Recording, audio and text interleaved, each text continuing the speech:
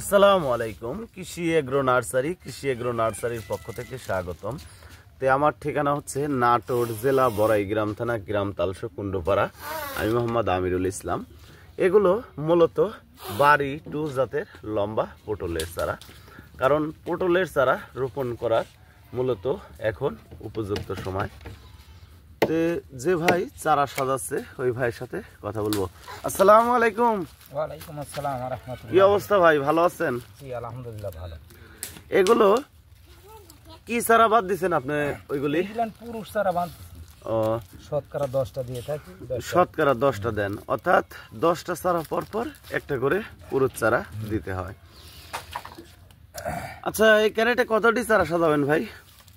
ভাই চারা তো সাজাই হচ্ছে গান 105টা করে চারা আছে।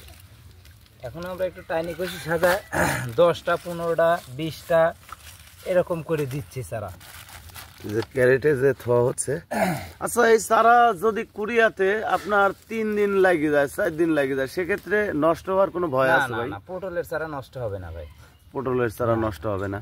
পেঁপের চারাটা এইগুলো চারা হলে নষ্ট হবে, কিন্তু পটলের চারা নষ্ট হবে না। আচ্ছা, এটা বীজ থেকে করা নাকি লতা থেকে চারা করা ভাই? সরাসরি আমরা বাছাইকৃত করে লতা থেকে আমরা চারা তৈরি করেছি। বাছাইকৃত করে লতা থেকে চারা করা, মেল এমএল দুইটাই বাছাইকৃত করে। পুরুষগুলান আছে, ওই যে পুরুষগুলান ওখানে আছে।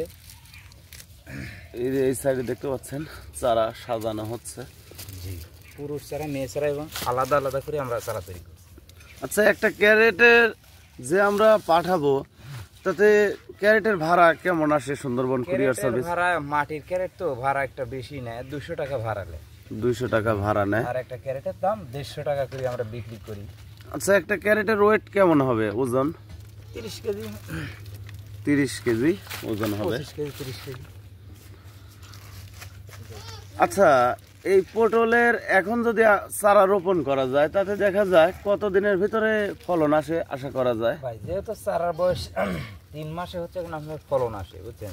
আমাদের চারার বয়স হয়ে গেছে 70 দিন। আপনি মাস খানেকের ভিতরেই আপনারা পটল দেখতে পারবেন আশা করি। মাস খানেকের ভিতরেই পটল দেখা যাবে। জি।